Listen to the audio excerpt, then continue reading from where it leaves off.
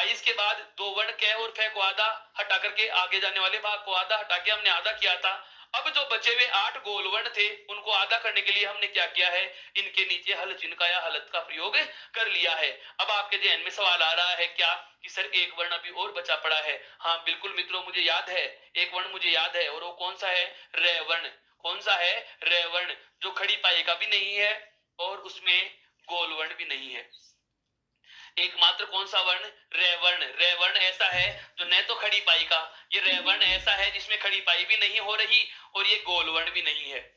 तो सबसे पहली बात आती है इसका नाम क्या होता है दोस्तों, इसको कहा जाता है रेफ वर्ण। क्या कहा जाता है इसको, रेफ वर्ण। ये नाम याद रखने हैं हमें बहुत अच्छे से, नाम हमें याद रखने हैं बहुत अच्छे से। भाषा पढ़ रहे हैं, भाषा का व्याकरण पढ़ रहे हैं, भाषा का मानक रूप पढ़ रहे हैं और आप उत्कर्ष के मन से जुड़ गए तो आपको वो चीजें मिल रही हैं जो आपके भविष्य को कारगर साबित करेगी, जो आपके जीवन को सार्थक दिशा दे रही हैं। उन चीजों में आप जुड़ रहे हो तो आपको हर एक बारीकी से बारीक चीज का भी पता चलता जाएगा। अब हमें यही नहीं पता था, हम यही पढ़ते आ रहे थे कि ये रस्सी रस्सी है। अगर दोस्तों अगर यही रस्सी है तो मेरा सवाल आपसे यह होगा कि यह क्या है, यह क्या होगा। अगर इसे आप रस्सी कहेंगे तो ये भी क्या है, रस्सी ही है। अगर रस्सी को इस तरीके से लिखा ही जा सकता है तो मैं ऐसा क्यों लिखूं, इतने सारे वर्ण लिखने की मुझे आवश्यकता क्यों है। अगर रे से रस्सी इस तरीके से लिखी जा रही है और यही रूप शुद्ध है तो फिर रे ये क्या हो गया। तो समझिए इस वर्ण को कहा जाता है क्या, रेफ वर्ण। इस वर्ण को क्या कहा जाता है, रेफ वर्ण कहा जाता है। नाम हमें पता चल चुका।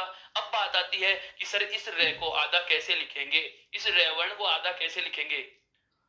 हाँ बिल्कुल दोस्तों, ये बहुत डीप तक इसलिए पढ़ा रहा हूं आपको ताकि किसी भी प्रकार के किसी भी बड़े से बड़े लेवल की परीक्षा में भी यदि आप हिंदी भाषा या व्याकरण के पाठ्यक्रम का सामना करो तो आपको किसी प्रकार की असुविधा देखने को नहीं मिलेगी। हाँ, हमें परीक्षा देने का आनंद तभी आता है जब हमारे माइंड में सारे डाटा सेव रहे और हम पेपर सेटर को चैलेंज देके पढ़े कि हाँ तू पूछ जहां से पूछना है, मैं हर प्रश्न का जवाब देने के लिए तैयार हूं। क्यों, क्योंकि हमने ये उत्कर्ष ऐप से और उत्कर्ष के लाइव क्लासों से, उत्कर्ष की ऑफलाइन क्लासों से, वहां टेलीग्राम ऐप से हमने बहुत सारा मैटर कलेक्ट कर लिया और हमारे माइंड में इतने सारे डाटा उपलब्ध हो चुके कि हम चुनौती देके पढ़ सकते हैं, चुनौती देकर के पेपर में बैठ सकते हैं कि आपको कहीं से कुछ भी पूछना हो हमारे पास सारी चीजें मौजूद हैं। बस ये आत्मविश्वास यदि आ जाएगा और ये आत्मविश्वास यदि हमें प्राप्त करना है तो हमें ऐसी बारीक से बारीक पहलू को भी नहीं छोड़ना।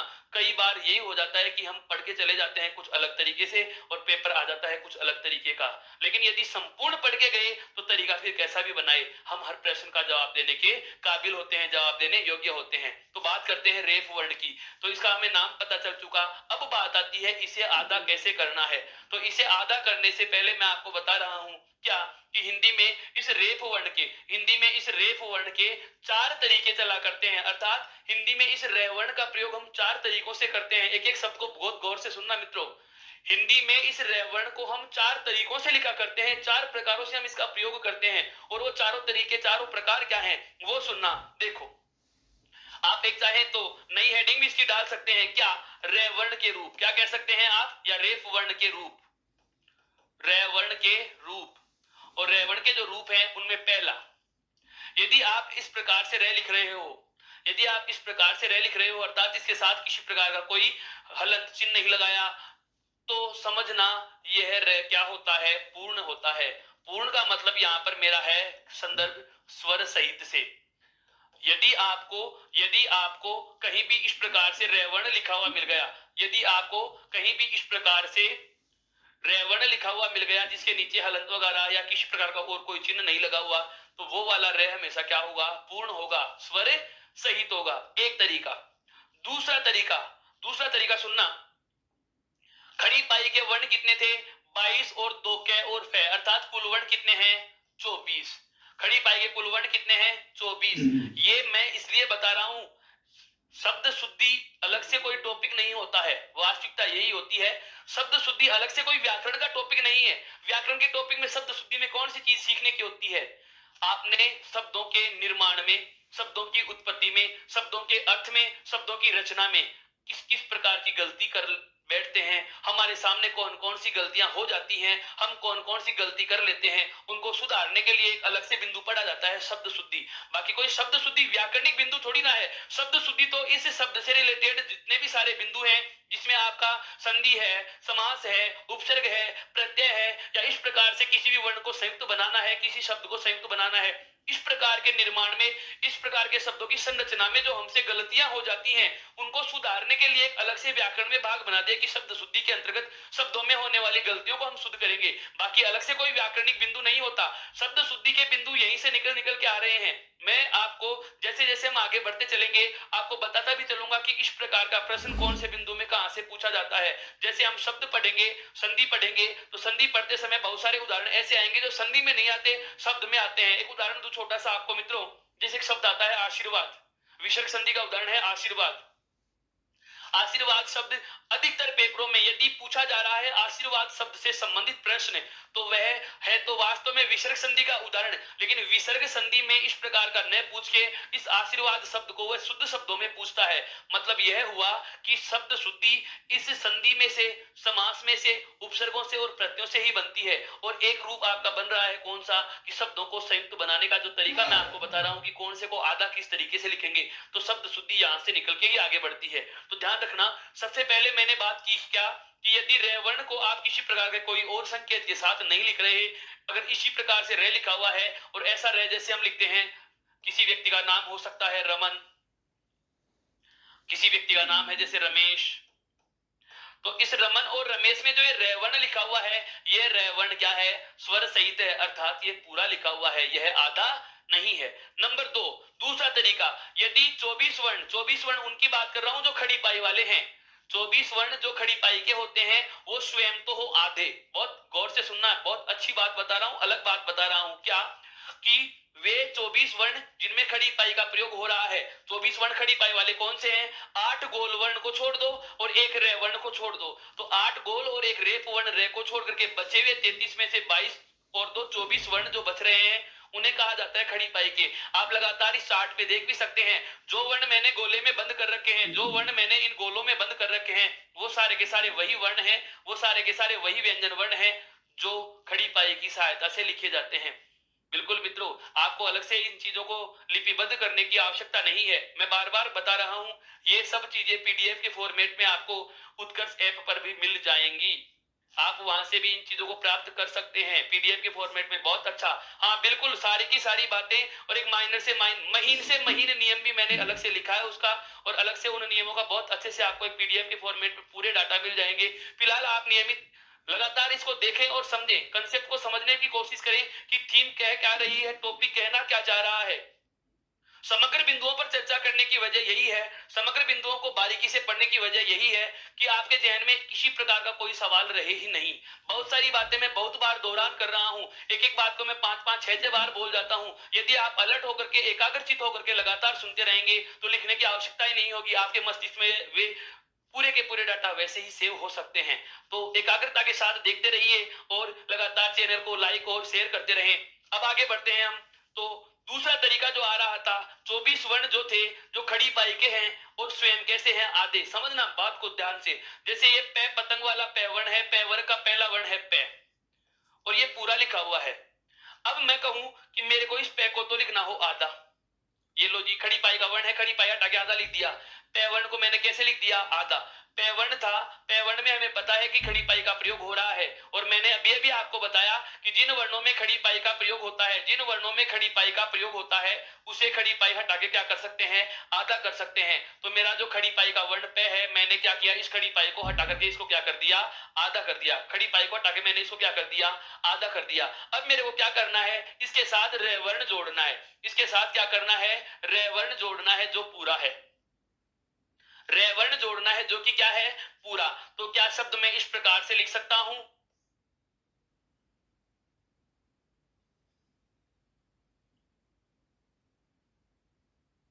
जैसे शब्द आता है प्रभाव, जैसे शब्द आता है प्रभाव, क्या यह सही है,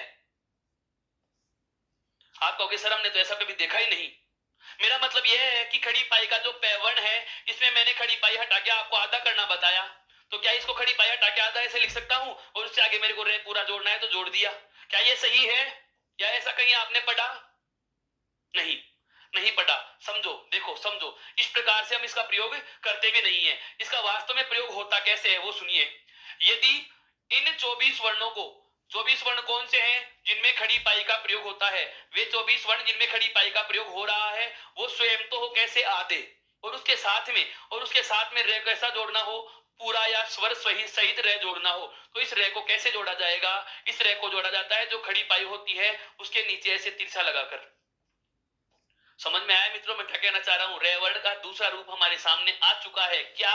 कि वे 24 वर्ण जिनमें खड़ी पाई का प्रयोग होता है और स्वयं क्या हो, स्वर सहित हो, सॉरी स्वर रहित हो, स्वयं क्या हो, स्वर रहित हैं। अर्थात वे 24 वर्ण जिनमें खड़ी पाई का प्रयोग हो रहा है और जो स्वयं कैसे हैं, आधे हैं। स्वयं कैसे हैं, आधे हैं। और उनके साथ यदि हमें रे वर्ण को पूरा जोड़ना है, रे वर्ण को पूरा जोड़ना है मित्रों, तो हम क्या करेंगे, उस खड़ी पाई के नीचे ऐसे तिरछी लाइन के रूप में रे का प्रयोग कर सकते हैं। ये वाली चीज ध्यान दे लेना।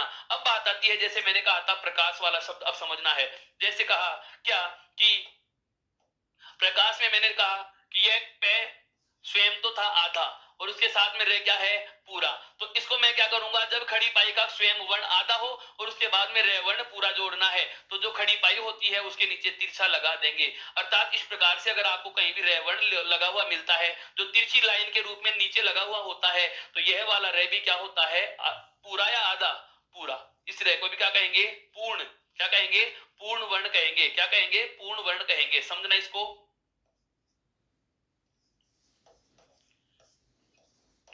मेरा कहने का आशय यह है कि यदि खड़ी पाई के नीचे तिरछा रे लगा दिया जाता है तो वह रे भी हमें क्या होता है, पूरा मिलता है। अब ये देखो इतनी सी लाइन है, ये भी पूरा रे है, पूर्ण रे है। सवाल क्या था हमारा कि सर ऐसे याद कैसे हो? तो वही मैंने जो तरीका बताया था, ऊपर और नीचे वर्ण। ये देखो पै पतंग ऊपर लिखा हुआ है और नीचे रे जुड़ा हुआ है, तो जो नीचे है वो पूरा होगा और ऊपर जो है वो अधूरा होगा। पांव पड़ा पूरा, सिर चढ़ा अधूरा, ये यहाँ भी बात लागू होती है। इसको, इस लॉजिक को यहाँ से भी समझ सकते हैं। अब हम आगे बढ़ते हैं तीसरे तरीके की तरफ, रे वर्ण के। हमने पहले अकेले रे को पूरा लिखना देख लिया, खड़ी पाई के 24 वर्णों के साथ रे को जोड़ के देख लिया। अब बचे हुए कौन से हैं, गोल वर्ण। इन गोल वर्णों के साथ यदि रे लिखना हो तो गोल वर्णों के साथ रे कैसे लिखा जाता है, ये भी चीज अपने को समझनी है। तो अब आएगा अपना रे वर्ण का तीसरा रूप, देखो कौन सा है।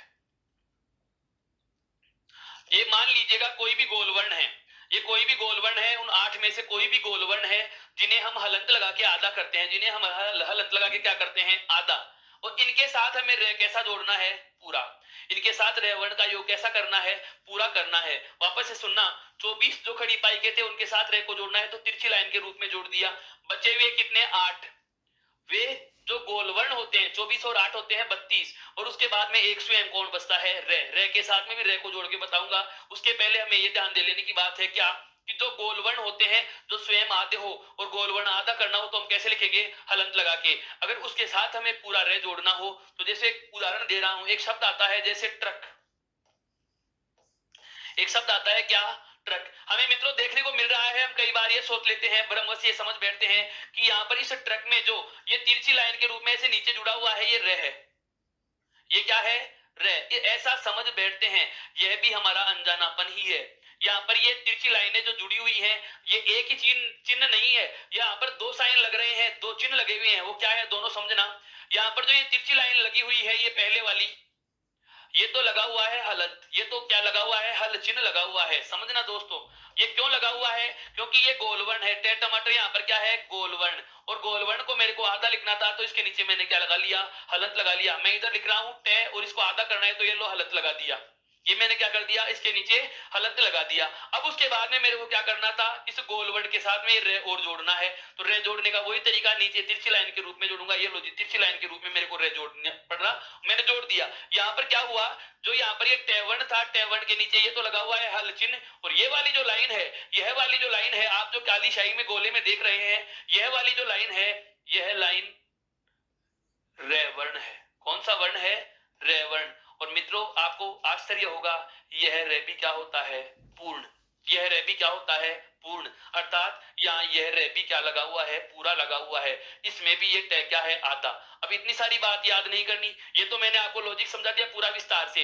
अब इसको शॉर्ट फॉर्म में याद रखना हो तो कैसे याद रख लेंगे, कि यहाँ पर भी ऊपर और नीचे वर्ण आ रहे हैं, टे और रे, टे और रे। टे ऊपर है, रे नीचे है, तो पाँव में जो है वो पूरा और सिर पे जो है वो अधूरा। अर्थात नीचे जो होता है वो पूरा होता है और जो ऊपर होता है वो क्या होता है, अधूरा, या मैं कहूं कि जो आधा दिखता है वो पूरा होता है और जो पूरा दिख रहा है वो वास्तव में क्या होता है, आधा। यहां तक की बात समझ में आ गई? यहां तक की बात समझ में आ गई मित्रों? तो अब ध्यान दो, ये हमारे 3 तरीके हो चुके हैं रेवर्ण के। चौथा तरीका देखिए, रेवर्ण का चौथा रूप। रेवर्ण का जो चौथा रूप है वो क्या है?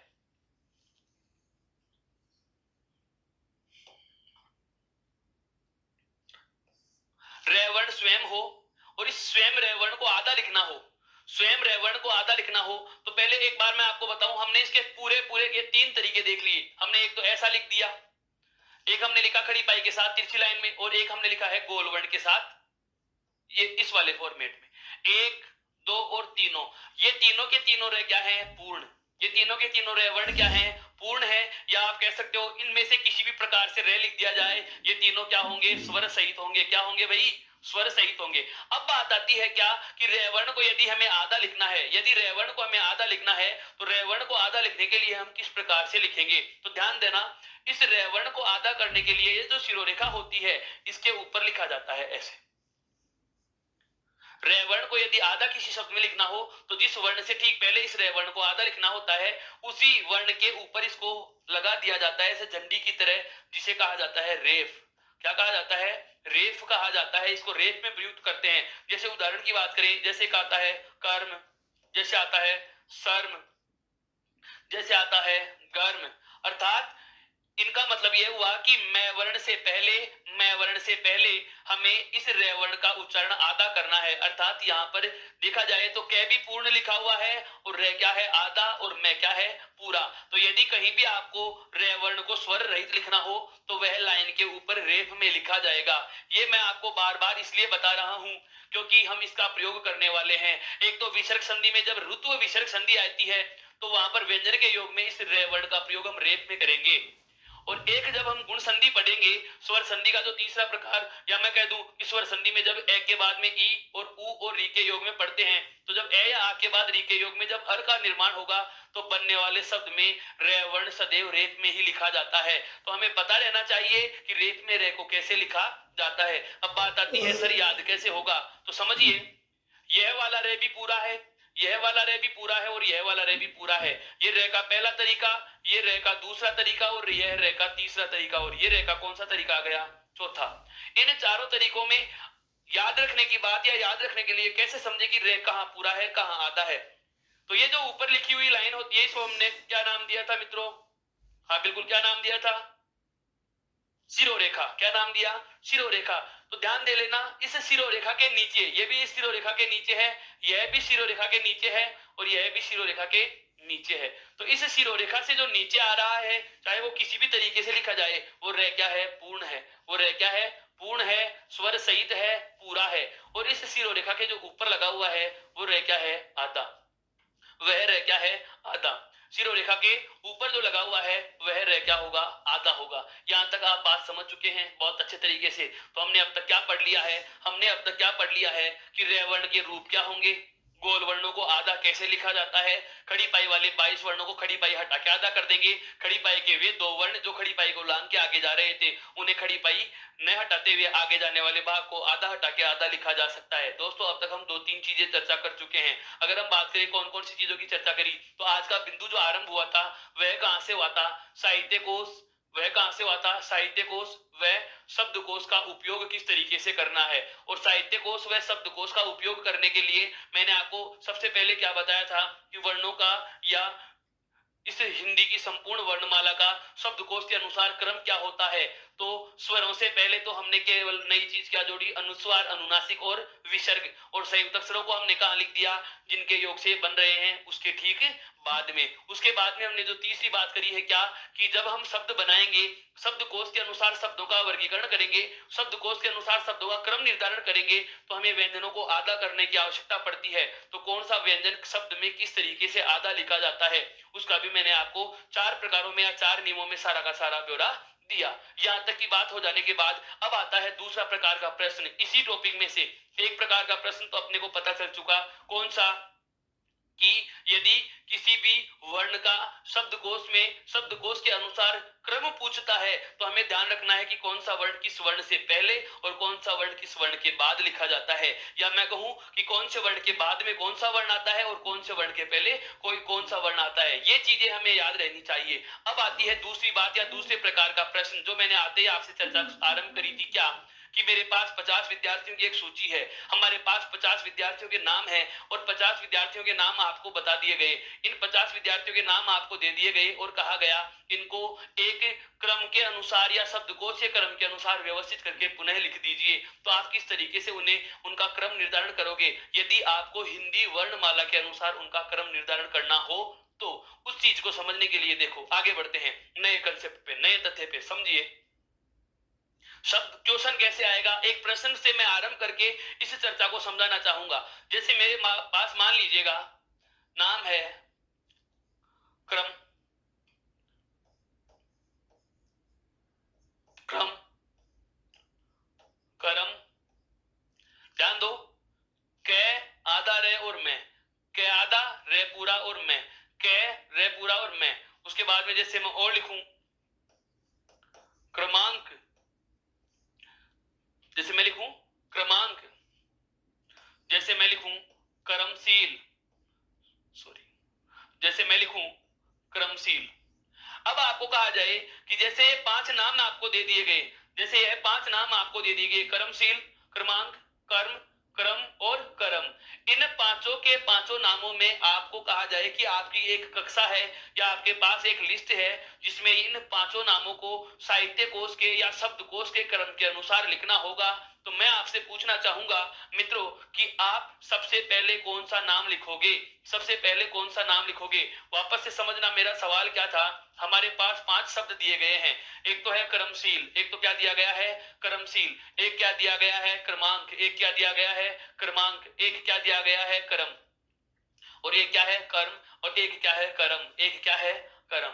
इन सभी का या मैं कहूं इन पांचों का शब्दकोश के अनुसार यदि आपको क्रम पूछा जाता है, ध्यान दे लेना स्कूल व्याख्याता भर्ती परीक्षा में पूछा जाने वाला पहला प्रश्न इसी प्रकार का होता है। 2015 के पेपर में भी 2 प्रश्न यहां से आए थे, 2 प्रश्न ऐसे आ चुके हैं। एक ही पेपर में लगातार 2 प्रश्न पूछे गए थे, एक तो क्रम निर्धारण करवाया था और एक व्यवस्थित क्रम वाला प्रश्न आ चुका था। और फिर से भी प्रश्न दोहराए जाते हैं क्योंकि हूबहू शब्द नहीं लिख सकता लेकिन पैटर्न तो वही है। इस शब्दकोश और साहित्य कोश के उपयोग और पद्धति वाले टॉपिक में से केवल 2 ही प्रकार के प्रश्न बनते हैं। मैं बार बार कह रहा हूं, पहले प्रकार का यदि प्रश्न बनता है तो वह प्रश्न बनता है कि कौन से वर्ण से पहले या कौन से वर्ण के बाद में कौन सा वर्ण आता है, यह चीज। और दूसरा प्रश्न जो कठिन होता है हमारे लिए, वास्तव में कठिन होता नहीं है पर लगता जो हमें कठिन है, तो वो वाला प्रश्न ऐसा ही होता है। हमारे पास 5 या 6 नाम होते हैं और अन्य विकल्पों में बदल बदल कर इनका क्रम बदल दिया जाता है। दूसरा विकल्प बनाएगा जिसमें क्रमांक को पहले लिख देगा, कर्मशील को बाद में लिख दिया। अन्य विकल्प में ये दोनों हूबहू रख देगा और यहाँ पर इस क्रम को और इस क्रम का स्थान बदल दिया। तीसरा अन्य विकल्प बनाएगा जिसमें ये तीनों नाम पहले और ये दोनों नाम बाद में लिख देता है और पूछता है दिए गए विकल्पों में उस विकल्प का चयन कीजिए जिसमें शब्दकोश के अनुसार नामों का क्रम लिखा हुआ है। अब हमें चयन करना होता है कि पहले कौन सा आएगा, पहले बाद में कौन सा आएगा। 1 मिनट का समय मैं आपको देता हूं, आप इसका बता सकते हैं कि देखिए कौन सा नाम कौन सी जगह लिखा जाएगा। या मैं आपको कहूं कि 1 नंबर पे कौन सा नाम आएगा और 2 नंबर पे कौन सा नाम आएगा। बिल्कुल आराम से आप इसको देख सकते हैं, बहुत अच्छे से समझिए इसको।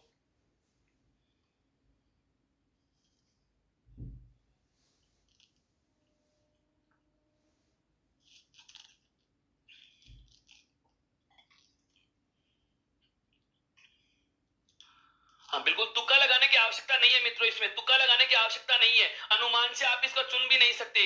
इसका एक मेथड होता है, इसका एक तरीका होता है कि आपको निश्चित कर देगा वो तरीका कि किस तरीके से आप इसका आंसर सही निकालेंगे। सही जवाब तक और सही विकल्प का चयन करने के लिए आपको एक बेहतर तरीका बता रहा हूं, वो समझो क्या है। हमें चाहे 5 शब्द दे दिए जाएं, हमें चाहे 5 शब्द दे दिए जाएं और चाहे 50 शब्द दे दिए जाएं। मैंने 50 विद्यार्थियों का नाम लिया था, 50 ही नहीं चाहे 500 विद्यार्थियों के नाम ही क्यों ना व्यवस्थित करवा लिए जाएं। यदि हमें वर्णमाला का शब्दकोशीय क्रम पता है तो हम इस प्रकार के प्रश्न का उत्तर बहुत ही सही तरीके से दे सकते हैं।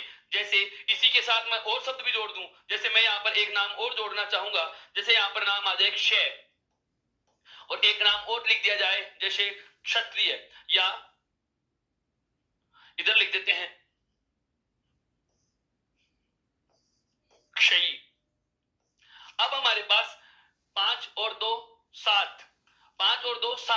चुके हैं। अब मैं आपको कहूंगा कि इन सातों नामों का शब्दकोशीय क्रम यदि हमें पूछा जाता है तो शब्दकोश के क्रम के अनुसार इनमें कौन सा नाम पहले आएगा और कौन सा नाम बाद में आएगा। मित्रों, इस प्रकार का यदि हमें प्रश्न पूछा जाए तो आपको इस प्रकार के प्रश्न का जवाब कैसे देना है, समझिए मैं आपको बता देता हूं इस प्रकार के प्रश्न का जवाब आपको कैसे देना होगा। सबसे पहला तरीका क्या होता है, जो ये हमें नाम दे दिए जाते हैं, जो ये हमें नाम दे दिए जाते हैं, आप इनको ऊपर से नीचे क्रम में लिख लो। कैसे? सबसे पहले लिख लिया जैसे क्षयी, उसके बाद में दूसरा नाम क्या गया, कर्मशील, उसके बाद अगला नाम क्या लिखा हुआ है, क्रमांक, क्या लिखा हुआ है, क्रमांक, क्रमांक के साथ में क्या लिखा हुआ है, क्रम, क्या लिखा हुआ है, क्रम, क्रम के बाद में क्या लिखा हुआ है, करम, और करम के बाद में क, र और मैं, ये वाला है। और उसके बाद में एक नाम और मैंने जोड़ा था, जो जोड़ा था क्या, क्षय।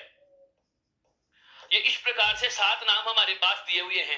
अब इन सातों नामों का ये वाला क्रम तो जो हमें परीक्षा में दिया गया है या प्रश्न में दिया गया है, अब ये सही है या नहीं है यह हमें पता नहीं। हमें पता लगाना है कि इनका ये रोल नंबर जो होंगे, जैसे मैं कह दूं कि पेपर में तो ये इस प्रकार से दे दिए गए कि ये क्रम है 3 4 5 6 और 7, क्या ये वास्तव में क्रम सही है या इनका कोई और रोल नंबर बनेगा? तो बनाने का तरीका क्या होगा, आपको इन प्रकार के शब्दों को ऐसे लिख लेना है और सभी शब्दों का शाब्दिक विच्छेद करना है। शब्द पे गौर करना मित्रों, बहुत अलग बात बता रहा हूं यहां से।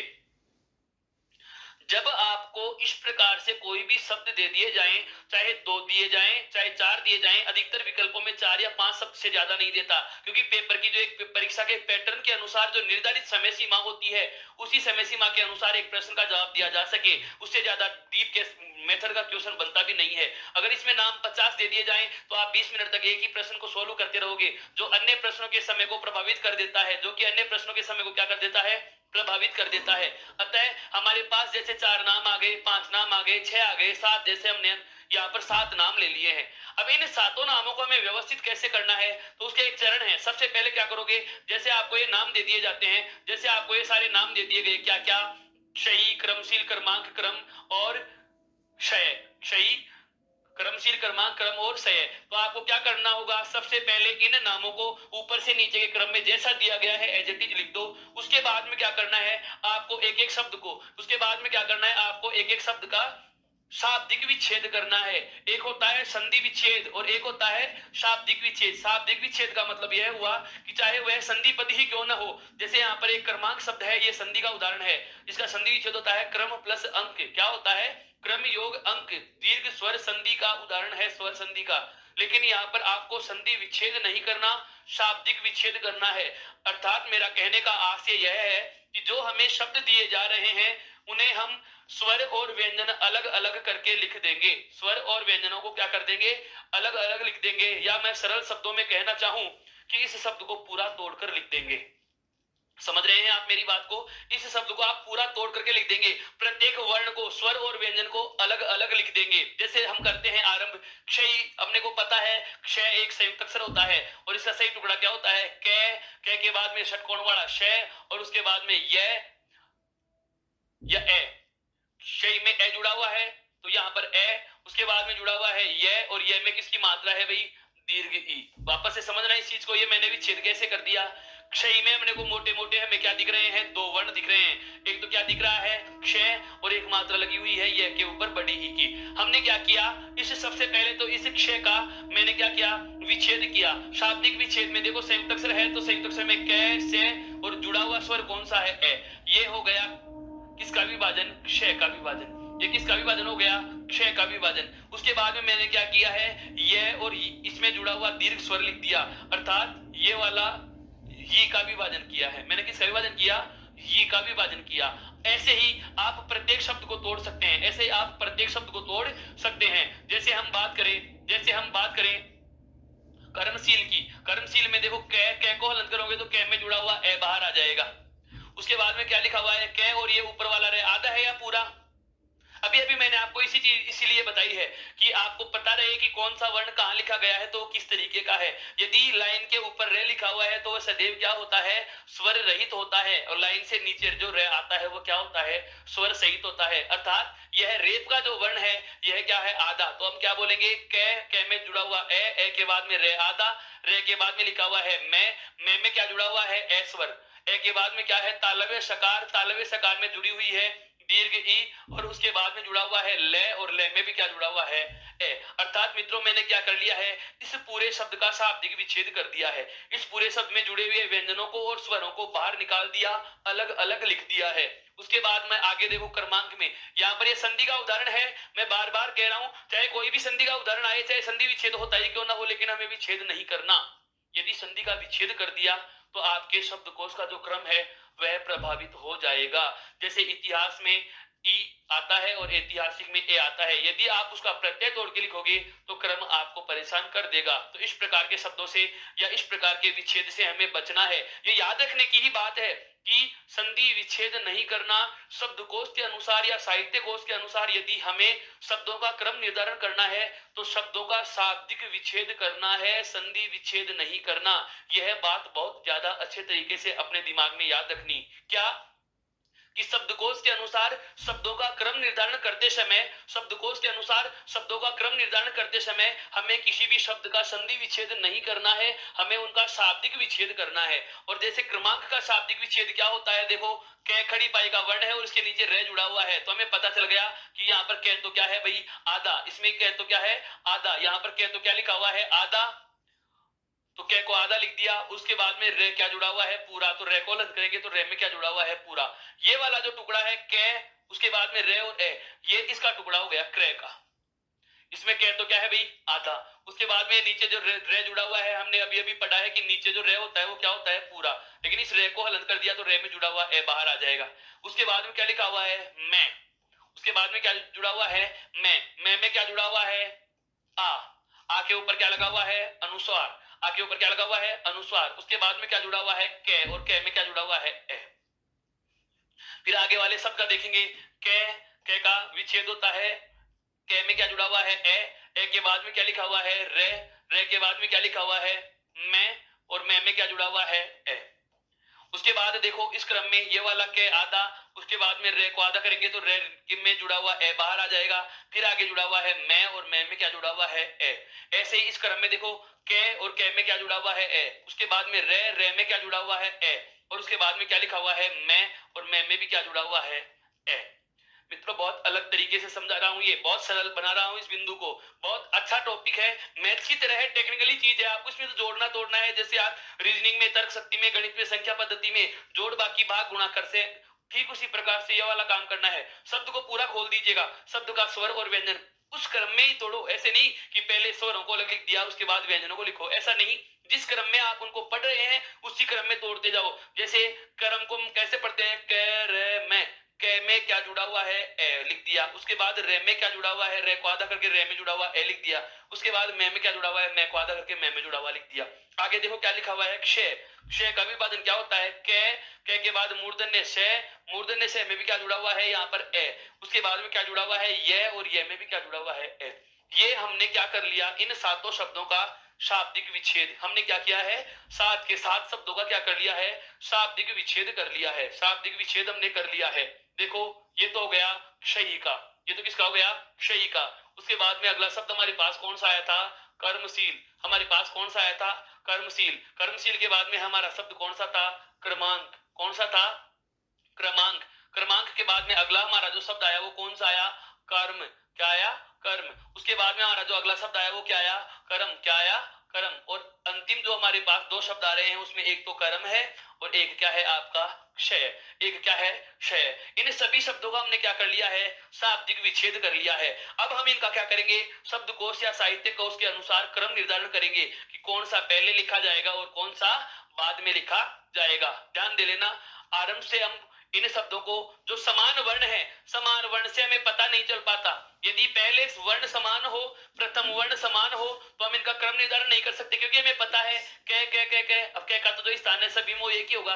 तो अलग जहां पर वर्ण आ जाए वहीं से आप इनका स्थान निर्धारण करना आरंभ कर दोगे। जैसे मैंने इन सभी का पहला वर्ण चेक किया, यहाँ भी क है, यहाँ भी क है, यहाँ भी क है, अर्थात सभी में क है, अर्थात क तो कॉमन हो गया।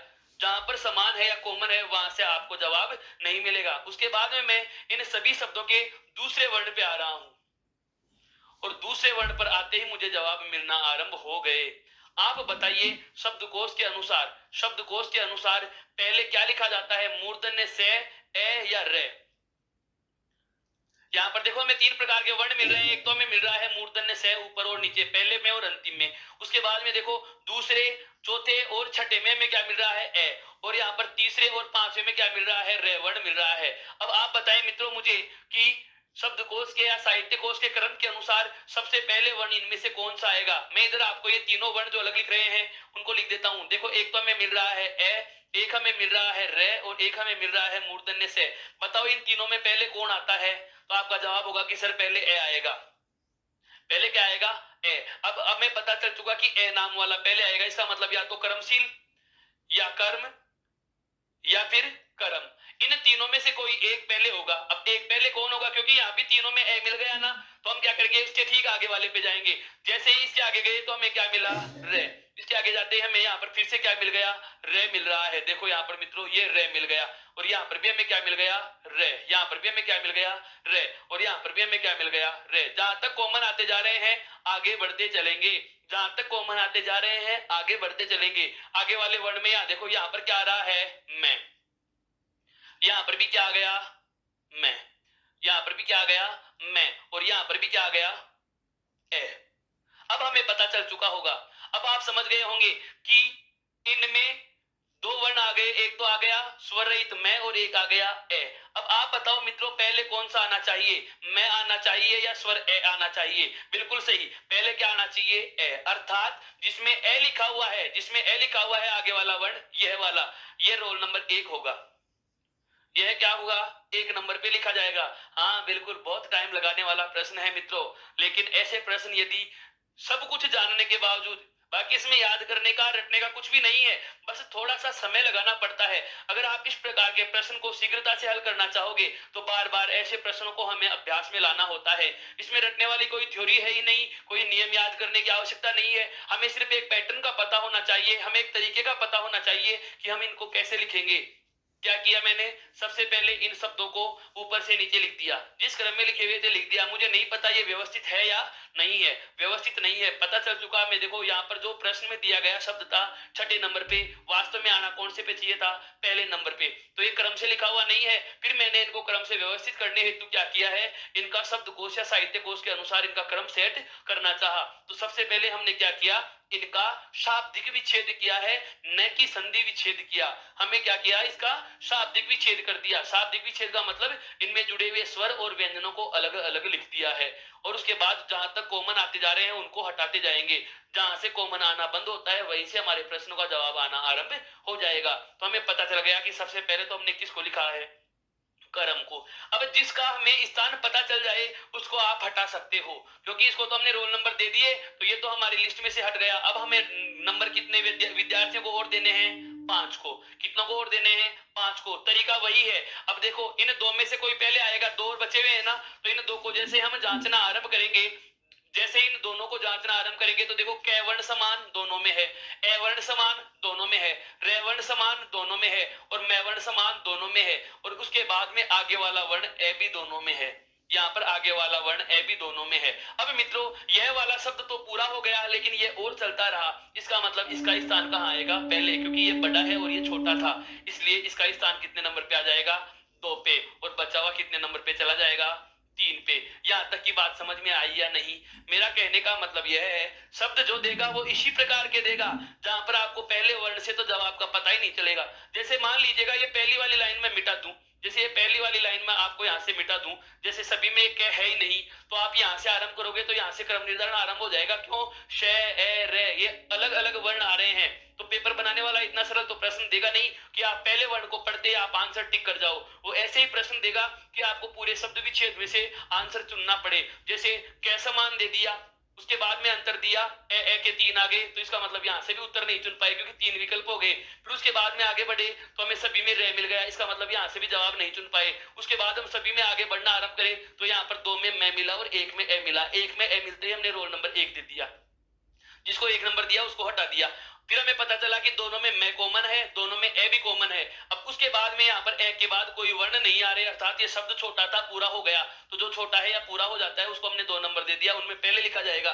और बचा हुआ कहाँ लिख दिया हमने, 3 नंबर पे, बचा हुआ कहां लिख दिया 3 नंबर पे। अब ये जो 3 नंबर पे लिख दिया अर्थात इन 3 वर्णों को हम स्थान दे चुके हैं, इन्हें आप हटा सकते हो, इन्हें आप क्या कर सकते हो हटा सकते हो। अब हमारे पास कितनी लाइनें बच गई केवल 3, केवल 3 लाइनें कौन कौन सी बच रही हैं, जो बच रही हैं उन्हीं लाइनों की हम बात करते हैं। देखो जिनको हटाना है हम उनको पहले हटा देंगे, जिनको हटाना है उनको हम पहले हटा देंगे।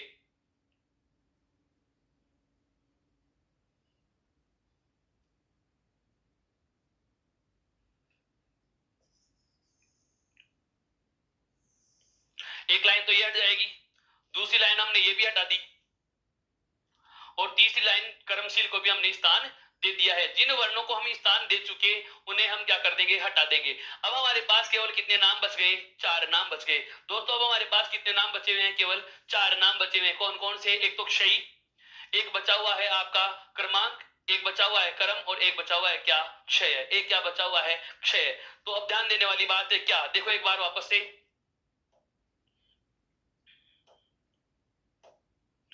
जो हमारे पास 7 नाम थे, जो हमारे पास 7 नाम थे कौन कौन से, कर्म,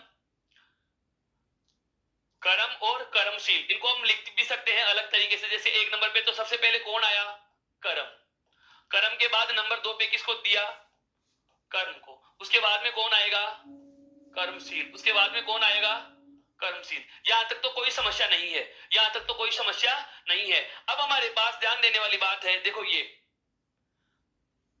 कर्म, क्रमांक, क्षयी और क्षय, इन चारों में से कौन सा पहले लिखा जाएगा। तरीका वही रहेगा, जिनको आप हटा चुके या जिनको हम स्थान दे चुके उनको हम थोड़ी देर के लिए क्या कर लेते हैं हटा देते हैं कि ये लो जी आपको तो स्थान दिया जा चुका है, आपको जो रोल नंबर दे दिया गया आप उस सीट पर जाकर बैठ जाओ, आप उस सीट पर जाकर के बैठ जाओ, ताकि हम बचे हुए विद्यार्थियों के भी रोल नंबर का निर्धारण कर सके, ताकि हम बचे हुए विद्यार्थियों के स्थान का भी निर्धारण कर सके। तो जिनका नाम हमें पता चल चुका है या जिनका क्रम हमने पता लगा लिया है उन्हें हम क्या कर देंगे हटा देंगे। अब देखो बचे हुए कितने हैं हमारे पास 4 नाम है।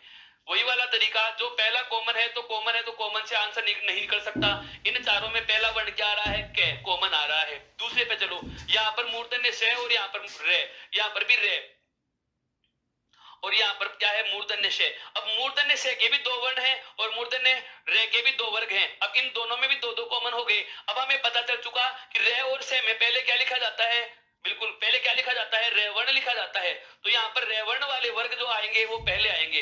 अब एक तो रेवर्ण वाला कर्म है और एक कर्मांक है, इन दोनों शब्दों में पहले कौन आएगा तो इनके आगे वाले पे जाओ, यहाँ पर भी है और यहाँ पर भी है, दोनों में है हमें क्या मिल रहा है ए मिल रहा है, दोनों में हमें क्या मिल रहा है ए मिल रहा है। अब हम आगे और बढ़े तो यहाँ पर दोनों में हमें क्या मिल गया मैं मिल गया, अर्थात जहां तक कॉमन आते जा रहे हैं आगे चलेंगे। अब यहाँ पर ध्यान देने वाली बात है दोस्तों, ये यहाँ पर क्या लिखा हुआ है ए और यहाँ पर आ रहा है अनुस्वार, यहाँ पर क्या आ रहा है अनुस्वार और यहाँ पर क्या लगा हुआ है ए। अनुस्वार वाले वर्ण कहाँ लिखे जाएंगे पहले, अर्थात नंबर 4 किसे दिया जाएगा क्रमांक को, नंबर 4 किसे दिया जाएगा क्रमांक को। तो यहाँ पर मैं लिख दूंगा क्रमांक, यहाँ पर क्या लिख देंगे क्रमांक लिख देंगे और 5 नंबर किसको दे देंगे कर्म को, 5 नंबर किसको दे देंगे कर्म को। अब हमारे पास केवल 2 नाम बचे हुए हैं और हमारे पास जो 2 नाम बचे हुए हैं वो 2 नाम कौन कौन से हैं, एक तो क्षय और एक क्षयी, एक तो क्षय बचा हुआ है और एक क्या बचा हुआ है क्षयी। इन दोनों का हमें पता और लगाना है। देखो दोनों में पहला वर्ण क्या है मूर्धन्य, सॉरी कंठ्य वर्ण कै, उसके बाद दोनों में दूसरा क्या आ रहा है मूर्धन्य सकार, तीसरा वर्ण क्या आ रहा है दोनों में ए, उसके बाद चौथा वर्ण दोनों में क्या आ गया ये। यहां तक कॉमन आते जा रहे हैं, जहां तक कॉमन आते जाएंगे आप प्रश्न का जवाब नहीं देंगे, किसी भी शब्द को प्रथम या द्वितीय स्थान का चुनाव नहीं देंगे। जैसे आपको कॉमन वर्ण नहीं मिलते आप स्थान निर्धारित करना आरंभ कर देंगे। यहाँ पर देखो कैक दोनों में कॉमन हो गया, पता नहीं इसका मतलब इनका स्थान हम निर्धारित नहीं कर सकते।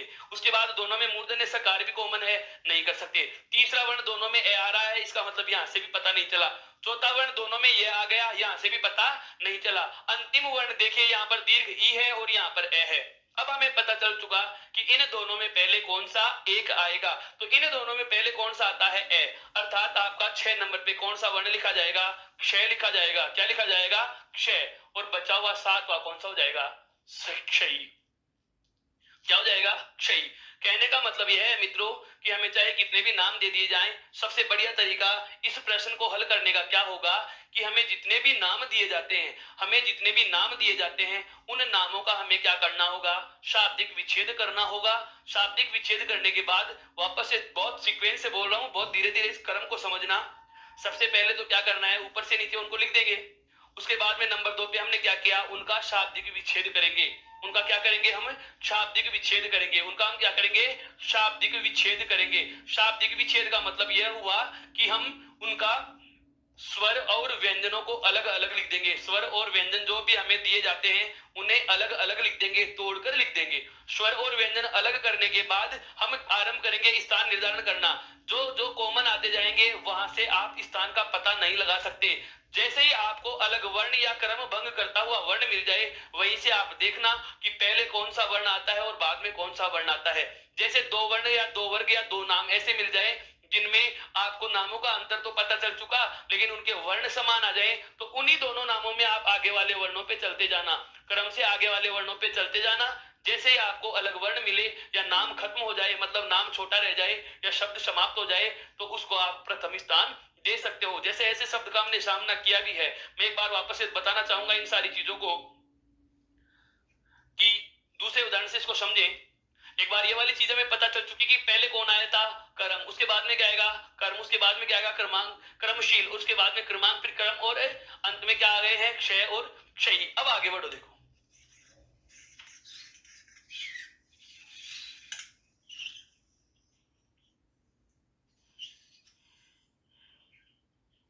जैसे शब्द दे दिया गया हमें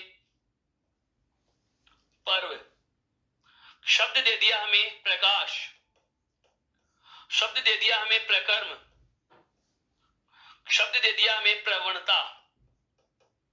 हमें 4 नाम दे दिए गए। अब ये मुझे नहीं पता कि इनमें 1 नंबर किसका है, 2 नंबर किसका है, 3 नंबर किसका है या 4 नंबर किसका है। इनका मुझे नंबर नहीं पता, लेकिन मैंने इनको नंबर दे दिया कि 1 नंबर मेरे अनुसार तो पर्व का होना चाहिए, 2 नंबर प्रकाश का, 3 नंबर प्रकर्म का और 4 नंबर प्रवणता का होना चाहिए। अब मैं आपसे पूछूंगा कि आप इनका क्रम निर्धारण किस तरीके से करेंगे। मैं वापस से बता रहा हूं, नाम आपको चाहे 4 दे, 5 दे, कितने भी दी, आपको ऊपर से नीचे के क्रम में लिखने होंगे। और उसके बाद जो दूसरा तरीका अपनाएंगे वो क्या करना है, इनका शाब्दिक विच्छेद करना है। देखो पर्व का शाब्दिक विच्छेद कैसे करना है, मतलब व्यंजन और स्वरों को तोड़ तोड़ करके लिख देना है। जैसे पे हमें पूरा दिख रहा है तो पे को आधा कर दो, तो पे में जुड़ा हुआ ए स्वर बाहर आ जाएगा। बिल्कुल मैं दोहरा रहा हूं, 2-3 उदाहरणों से समझा दूंगा इस चीज को।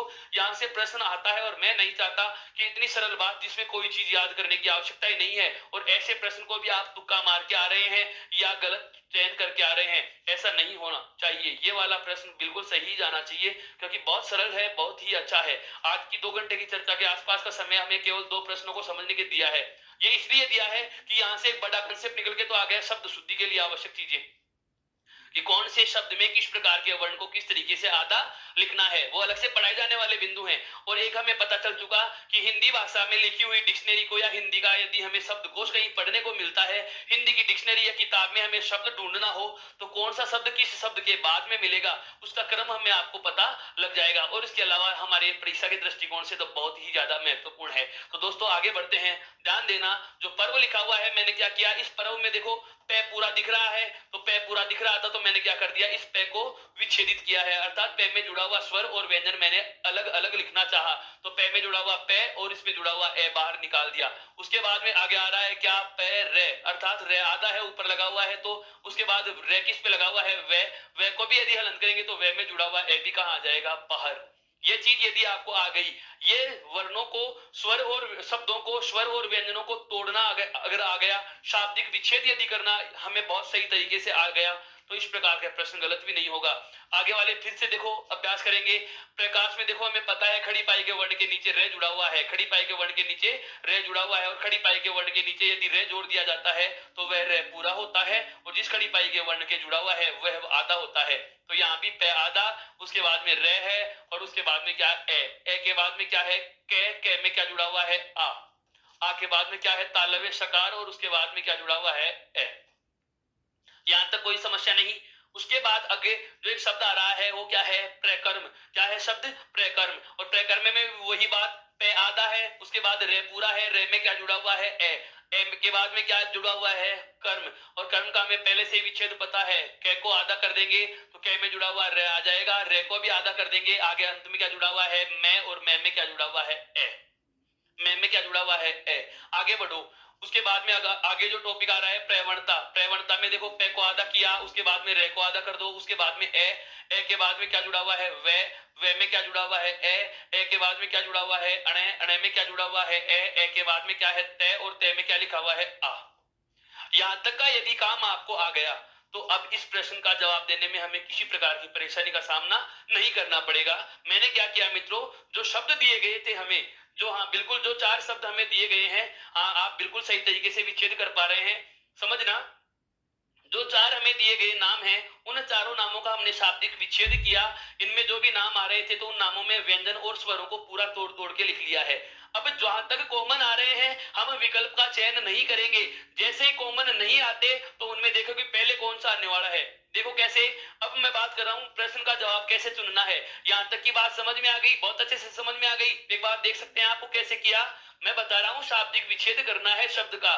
व्यंजन में जुड़ा हुआ स्वर उसका अलग लिखना है, व्यंजन को हलक लगा के लिख देना है और स्वरों को लिखते चलना है, और उसी क्रम में लिखना है जिस क्रम में हम शब्द को पढ़ रहे थे, पठन कर रहे हैं, उस शब्द का वाचन जिस क्रम में करते हैं उसी क्रम में आप इनका विच्छेद लिखोगे। आगे देखो, अब इनका जवाब कैसे चुनना है। इन चारों शब्दों का प्रथम वर्ण प है, और जो कॉमन आता है या जो समान रहता है वहां से प्रश्न का जवाब नहीं मिलता, वहां से प्रश्न का जवाब नहीं मिलता। अब आगे जैसे मैं आया तो यहाँ पर मुझे एक तो मिल रहा है ए और 3 मिल गए रे, इसका मतलब अलग आ चुका है मेरे पास क्या, ए, और मुझे पता है ए वर्ण स्वरों में है और स्वर कहाँ आ रहे थे पहले, अर्थात 1 नंबर तो वास्तव में किसको ही मिलना चाहिए, पर्व को ही मिलना चाहिए। 1 नंबर तो किससे मिलना चाहिए, पर्व को ही मिलना चाहिए। लेकिन अब बात आती है, अब इसका स्थान हमें पता चल चुका, अब हम इसकी चर्चा नहीं करेंगे। जिसका आप स्थान निर्धारित कर दो, अन्य की उससे किसी प्रकार की कोई तुलना नहीं करनी है। अब केवल हमें इन बचे हुए 3 का ही स्थान निर्धारित करना है। 3 का निर्धारित करो वापस से। देखो पहला वर्ण तीनों में समान, नहीं पता लगा कौन सा पहले आएगा। दूसरा वर्ण तीनों में समान, नहीं पता लगा पहले कौन सा आएगा। तीसरा वर्ण देखो, तीसरा वर्ण तीनों में क्या जुड़ा हुआ है, ए, ये लो, यह भी समान, इसका मतलब नहीं पता लगा कि कौन सा पहले आएगा। फिर आगे बढ़े तो मित्रों यहाँ पर देखो क्या जुड़ा हुआ है, यहाँ पर भी क्या जुड़ा हुआ है, और यहाँ पर क्या जुड़ा हुआ है, वे, यहाँ पर क्या जुड़ा हुआ है, अंतस्थ वर्ण वे। अर्थात हमें पता लग चुका कि इन दोनों में कोई एक, अर्थात प्रकाश और प्रकर्म में से कोई एक शब्द पहले आना चाहिए। यह तो बाद में आएगा, यह तो बाद में आएगा। अब इन दोनों में पहले कौन आएगा, आगे बढ़ो, आगे वाला वर्ण यहाँ पर क्या आ गया, आ, और यहाँ पर क्या आ गया, रे। मित्रों अब आप समझ गए होंगे बहुत अच्छे से, बिल्कुल हाँ, अब आपके तरीका समझ में आ गया बहुत अच्छे से। मैंने सरल तरीके से उदाहरण लेके इसको समझा दिया है।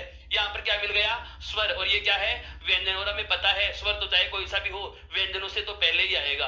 अब यहाँ पर व्यंजन से पहले आएगा, इसका मतलब रोल नंबर 2 भी हमें किसको देना पड़ेगा, प्रकाश को। किसको देना पड़ेगा, प्रकाश को। अब आ जाओ वापस से, देखो हमारे पास 2 ही नाम और बचे हुए हैं, कौन सा, प्रकर्म और प्रवणता। इसका पहला वर्ण समान है, दूसरा वर्ण समान है, तीसरा वर्ण समान है, चौथा वर्ण, चौथा वर्ण हमने देखा कै और वे, असमान का हमें पता चल चुका।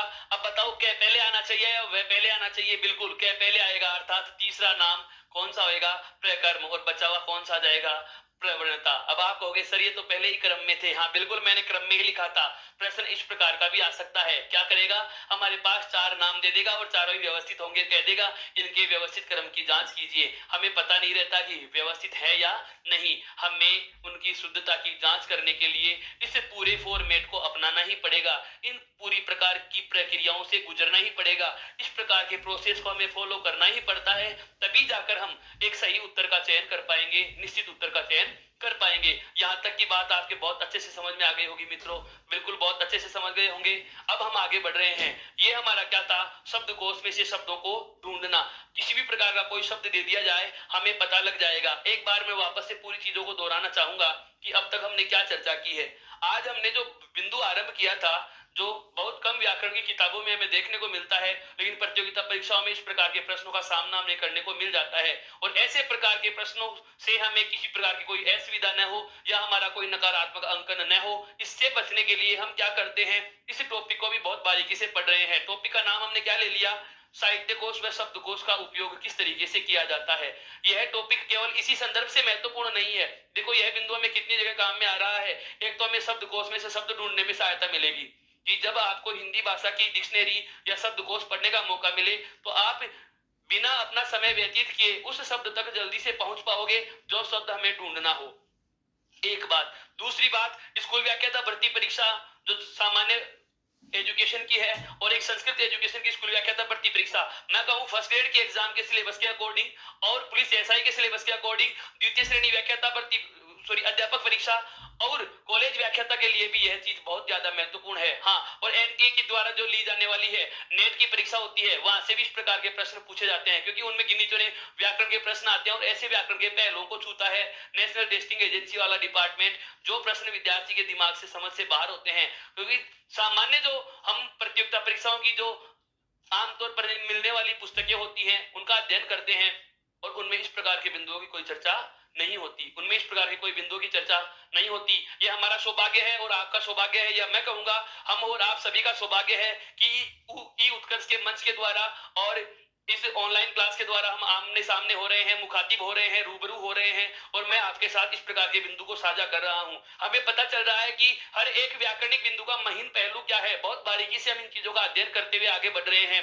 तो इसमें शब्दकोश और साहित्य कोश के क्रम का उपयोग मैंने आपको बताना चाहा। तो सबसे पहला उपयोग तो क्या आया कि हम शब्दों का शब्दकोश में क्रम ढूंढ पाते हैं। अब बात आती है परीक्षा के दृष्टिकोण से, तो मैंने आपको बताया कौन कौन सी परीक्षाओं में ये चीजें बहुत ज्यादा महत्व रखती हैं। तीसरी बात, ये परीक्षा के साथ साथ शब्द शुद्धि वाला टॉपिक जो हर छोटी परीक्षा में होता है। अब ऐसा न सोचे कि पटवार वाले कहें कि सर आपने तो फर्स्ट ग्रेड या व्याख्याता या वरिष्ठ अध्यापक भर्ती परीक्षाओं का नाम लिया, पटवार का तो कहीं नाम ही नहीं लिया, तो पटवार में प्रश्न नहीं आता। नहीं, इस चीज की आवश्यकता हमें शब्द शुद्धि में भी पड़ती है और मैं आपको पहले ही बता चुका, हम कोरिलेटेड करके पूरी हिंदी व्याकरण पढ़ेंगे, एक दूसरे टॉपिक को जोड़ते हुए पढ़ेंगे, तो ध्यान रख लेना ये वहां भी बहुत ज्यादा आवश्यक है।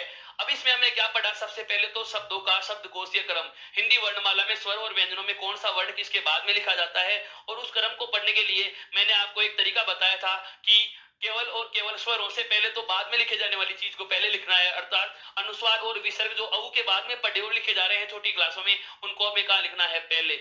और दूसरी बात, व्यंजनों में जो संयुक्त अक्षर होते हैं जिसके योग से बनते हैं, वह संयुक्त अक्षर उसी व्यंजन के ठीक बाद लिखा जाएगा, इसके अलावा और कोई नया बदलाव इनमें किया नहीं। उसके बाद में तीसरा तरीका जो हमने पढ़ा है, क्या इनमें से इन वर्णों को आधा करना हो, इन वर्णों को क्या करना हो, आधा। तो आधा करने के लिए 22 वर्ण जो खड़ी पाई वाले थे, 22 वर्ण जो खड़ी पाई वाले थे उनको आधा किया हमने खड़ी पाई हटाकर। दो वर्ण ऐसे जो खड़ी पाई होने के बावजूद लांघकर आगे जा रहे थे, उन्हें आधा करने के लिए आगे जाने वाले भाग को हमने क्या किया, आधा हटा दिया। बचे हुए जो 8 वर्ण थे, रेप अलावा या रे वर्ण के अलावा जो 8 वर्ण थे, जिन्हें नाम दिया कौन सा, गोल वर्ण। 8 वर्णों को हमने नाम क्या दिया था, गोल वर्ण। और उन गोल वर्णों को पढ़ने के लिए या उनको आधा करने के लिए हमने क्या किया, हल चिन्ह का प्रयोग किया था। और एकमात्र रे वर्ण या रेप वर्ण, जिसके कितने तरीके थे लिखने के, 4, जिनमें 3 तरीके हैं सिरोरेखा से नीचे के और एक तरीका है सिरोरेखा के ऊपर का। इन सब की बात हम कर चुके हैं। और उसके बाद में अंतिम वाली बात जो हमने की है वो क्या की है, दूसरे प्रकार का प्रश्न कि शब्दों का शब्दकोशीय क्रम व्यवस्थित करना हो तो तरीका क्या होगा। इन सभी पहलुओं पर चर्चा करने के बाद अब मैं आपसे कहना चाहूंगा कि जो पिछले 2 लेक्चर और एक ये, इन 3 क्लासों में जो हिंदी भाषा के सामान्य परिचय और व्याकरण के सामान्य परिचय से आरंभ करके जो वर्ण विचार वाला जो बिंदु हमने आरंभ किया था, वह वर्ण विचार वाला बिंदु समाप्ति की ओर आ रहा है, बिल्कुल समाप्ति की ओर आ गया। एक इसमें एक बात और बतानी थी आपको, क्या कि स्वरों की मात्राएं कैसे लगाई जाती हैं। हालांकि आप सभी को ये पता भी होता है कि सभी स्वरों की मात्राएं कैसे कैसे लगती हैं, लेकिन यदि आप चाहो तो आप इनका पता लगा सकते हैं। इनका ध्यान रखना क्या कि स्वरों की मात्राएं कैसी होती हैं। देखो, स्वरों की मात्राएं लिखने से पहले मैं यहाँ स्वर लिख देता हूं एक बार। ए के बाद में आता है आ के बाद में आती है ई के बाद में आती है बड़ी ई, उसके बाद रिस्व उ, उसके बाद में दीर्घ उ, फिर आता है री के बाद में है ए, फिर है ऐ, ओ और औ। ये जो आपके 11 स्वर हैं, इन 11 स्वरों की मात्राओं के लिए ध्यान रख लेना दोस्तों, इस ए की कोई मात्रा नहीं लगाते, अलग से इसकी मात्रा का कोई संकेत नहीं होता। आपकी मात्रा लगाने के लिए एक खड़ी पाई लगाते हैं। रिस्व ई की मात्रा आप ऐसे लगाओगे, बाईं तरफ और यह है वर्ण के दाईं तरफ। इसका छोटा ऊ लगता है घुंडी और बड़ा ऊ लगेगा इस प्रकार से उल्टा। री की मात्रा लगती है किसी भी वर्ण के नीचे ऐसे तैसे टमाटर की तरह घुंडी जोड़नी है। ए की मात्रा लाइन के ऊपर, आई की मात्रा लाइन के ऊपर, ओ की मात्रा लाइन के ऊपर और औ की मात्रा भी लाइन के ऊपर। इस प्रकार से आप इन मात्राओं का प्रयोग कर सकते हो। इस प्रकार से आप इन मात्राओं का प्रयोग कर सकते हो। ये वाली चीज आपको ध्यान रखनी है, ध्यान रख लेना।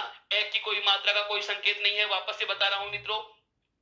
ए का मात्रा संकेत कुछ नहीं होता और अब ए की मात्रा का कोई संकेत नहीं होता, इसीलिए यहां से एक बहुत डेप्थ का प्रश्न बता देता हूं आपको। इस ए को कहा जाता है उदासीन स्वर। ए को कहा जाता है क्या? उदासीन स्वर। ये इसलिए जान लेना जरूरी है कि अगर हम इतना ही विस्तार से पढ़ रहे हैं तो इन छोटी छोटी बातों को क्यों छोड़े।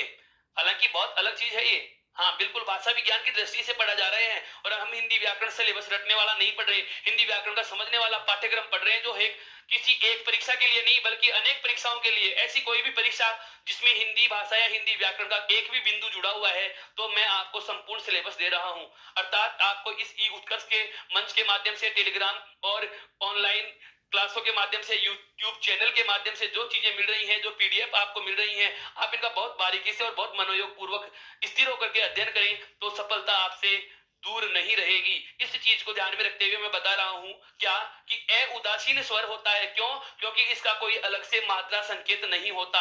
अलग से इसी प्रकार की जैसे खड़ी पाई लगा रहे हैं, गुंडियां लगा रहे हैं, इस प्रकार की किसी भी व्यंजन पे इसकी कोई मात्रा का अलग से चिन्ह नहीं होता। अतः ए को कहा जाता है उदासीन स्वर। इसके बाद में देखो आ की मात्रा लगा दी हमने, ये ऋस्व ई की मात्रा है, ये दीर्घ ऊ की मात्रा है, ये ऋस्व ऊ की मात्रा है, ये दीर्घ ऊ की है, री की मात्रा है, ए की मात्रा है, आई और ओ और औ की मात्राएं हैं। अर्थात ये स्वरों की जो मात्राओं के संकेत हैं, ये हालांकि आप सबको पता है, मुझे पता है, ये सब चीज आपको पहले से आ रही थी, लेकिन मैंने आपको इसलिए बता दिया कि अगर आपके समझ में नहीं आए हो तो इन चीजों का ध्यान रखना कि आ की मात्रा ऋस्व ई की, दीर्घ ई की, ऋस्व ऊ की, दीर्घ ऊ की, री, ए, आई, ओ और औ की मात्राएं किस प्रकार से लगाई जा सकती हैं, यह वाली बात भी आपको ध्यान में रखनी ही होगी।